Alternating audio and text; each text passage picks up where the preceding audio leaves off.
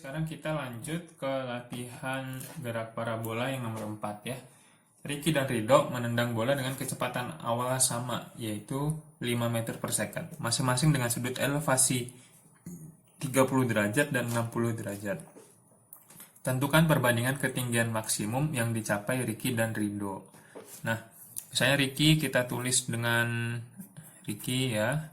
Ini kita simbolnya K, Ridho simbolnya D gitu aja ya. Nah, berarti kecepatan awal sama ya, yaitu 5. VO sama dengan 5 meter per second. Sudut elevasi alfanya Ricky 30 derajat. Alfanya Ridho 60 derajat. Nah, perbandingan ketinggian maksimum yang dicapai Ricky dan Ridho. Ketinggian maksimum itu berarti YH ya, sama dengan VO kuadrat dibagi 2G dikali sin kuadrat alfa. Ini ya, ini rumus YH gitu. Nah, berarti kalau kita bikin perbandingannya, yang ini kita tulis YH-nya Ricky ya, dibanding YH-nya ketinggian maksimum kan Ridho gitu ya. Sama dengan VO kuadrat dibagi 2G dikali sin kuadrat alfanya Ricky dibagi VO kuadrat per 2G sin kuadrat alfanya Ridho. Kecepatan awalnya sama ya, coret 2G sama, berarti sisa sin kuadrat sudutnya. Nah ya, Ricky ya, Ricky berapa? Ricky yang pertama 30 derajat, sin kuadrat, nah gini ya, dibagi sin kuadrat 60. Bukan sudut yang dikuadratin ya, tapi hasilnya. Sin 30 itu setengah ya, dikuadratin. Sin 60 setengah akar 3 dikuadratin. Ya. Nah, ini kan sama aja dengan setengah kuadrat dibagi setengah kuadrat akar 3 kuadrat. Ya enggak? Nah, ini dicoret, akar 3 dikuadratin sisa 3, jadi 1/3. Jadi perbandingan tingginya adalah 1/3 gitu. Ya, jadi lebih tinggi kalau sudut elevasinya berapa?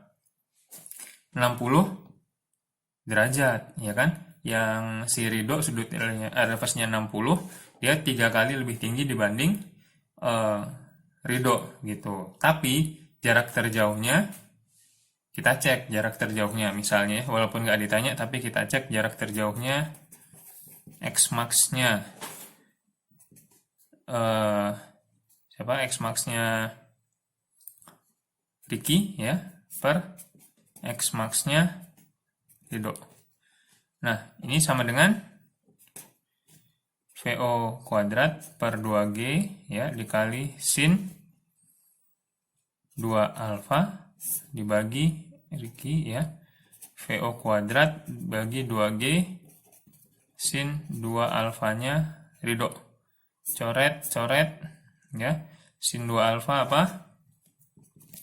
2 sin alfa cos alfa 2 sin alfa cos alfa. Ini yang Ridho ya, ini yang Ricky. Masukin. Nah, sin 30 setengah cos 30 setengah akar 3 ya. Sin 60 setengah akar 3 cos 60 setengah. Jadinya sama ya, sama dengan 1/1 ya. Ternyata jarak terjauhnya sama ya antara ketika menendang dengan sudut 30 maupun dengan sudut 60. Jadi mungkin kalau digambarkan grafik kayak gini ya, yang 30 segini gitu ya. Nah, sedangkan yang 60 ya, nah gitu ya.